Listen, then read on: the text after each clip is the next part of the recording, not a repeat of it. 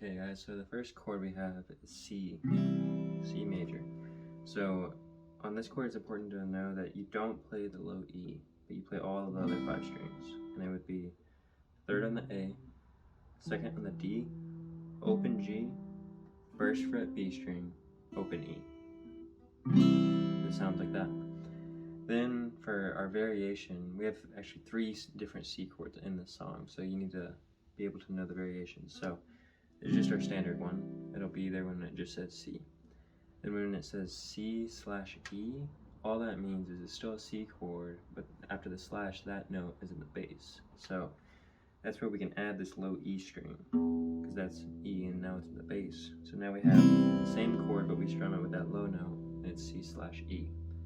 Some people also play this as, they use this middle finger that's on the 2nd fret D, that note is E. So they'll just strum the thin 4 strings using that E as the bass, but it's kind of weird having that E in the bass because it's not a very low note. So it's really up to you. And then also I want to note that if you have a good bass player, they're going to be covering the bass for you. So you can probably just get away with playing a C, regular C chord on all of them. So that was the first variation, is with the E in the bass. It's also called a C major chord in first inversion, meaning the 3rd is in the bass. And so then what if we see C/G? Well, that just means that we need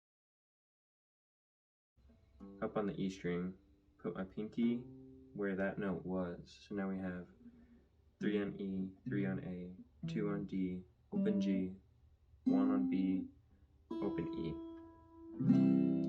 Now we have that G in the bass. And this is a 2nd inversion, C major chord, with the 5th in the bass, which is G. So those are our C chords.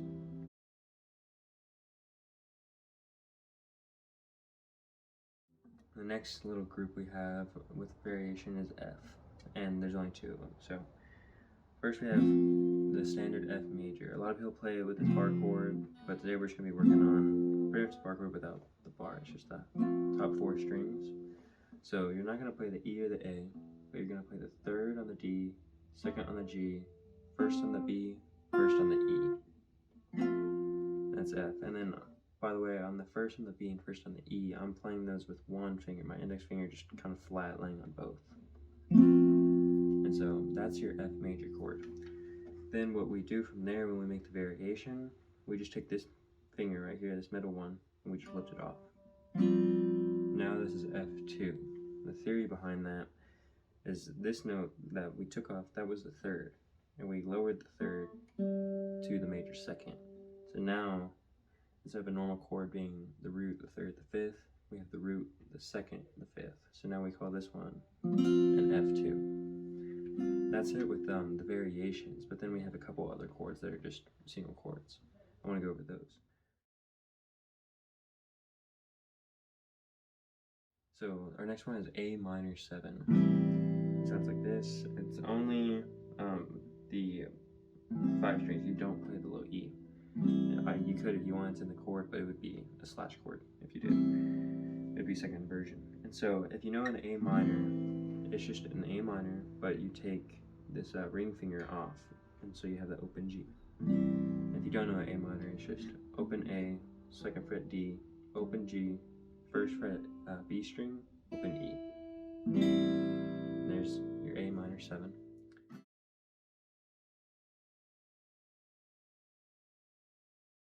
Next we have a D minor, and so this one is, again, it's only on your thin 4 strings.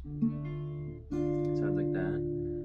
And how I play is I do open D, and then I put my middle finger on the 2nd fret of the G string, my ring finger on the 3rd fret of the B string, and my index goes on the 1st fret high E string.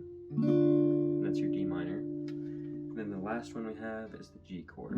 This is probably the most common chord on guitar. I've done a lesson on this before. If you want to look at my page, and I think Guitar Ministry Project has also done a lesson on G chord. So this one's just really important. It's in a bunch of songs. The way I was taught it was the Spock chord, because you have 2 fingers that go over here, 2 fingers that go over here, and it's kind of like the Spock symbol. So I put my index, 2nd fret of the A, middle, 3rd fret of the E, and these 2 fingers hit the thinnest 2 strings, the B and the E, on the 3rd fret. course, the open D, open G.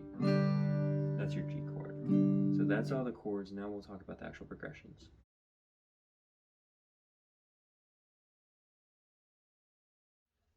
Okay guys, so now we're going to talk about the actual progressions. Right now I'm just gonna skim through the progressions in the order of the song, how it kind of works, and the function of the harmony. And I'm not going to talk too much about strumming because Guitar Ministry Project, he helped me with the strumming video, and I think he made a good point. He made a point that you need to be able to do that by ear and pick up on the accents on your own.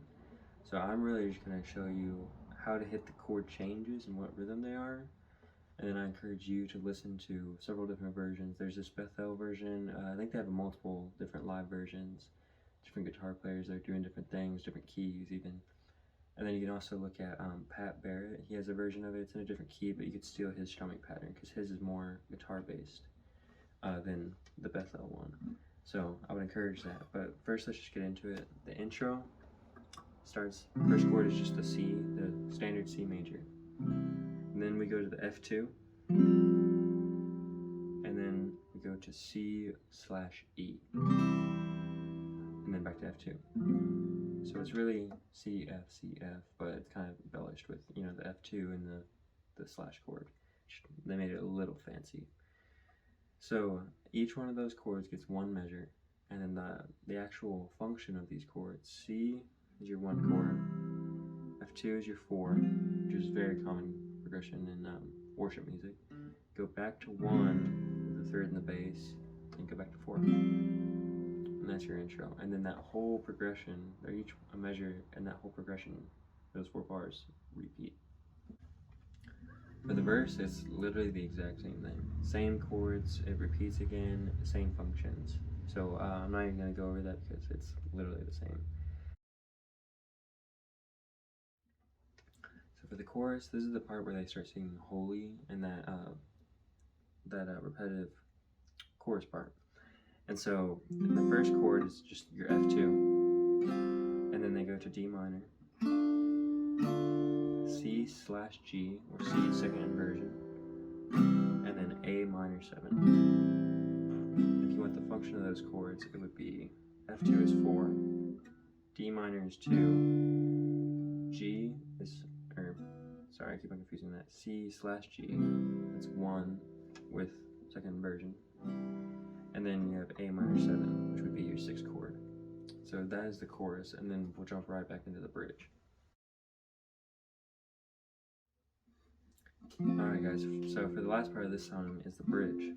And so this one, it uses an F, and we've been using an F2, so make sure that doesn't trip you up, because especially if you're playing with a band, if one of you plays an F and one of you plays an F2, there's going to be that one note that clashes really bad.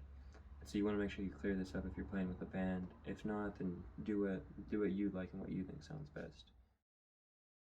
But so for the bridge, we're going to do the regular F, then it goes to G, then it goes to A minor 7, and then it goes to C/E, or C 1st inversion.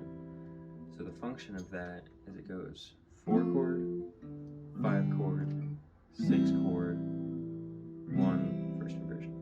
So it kind of just climbs up 4, 5, 6, and then it rests on 1. And then that's your bridge.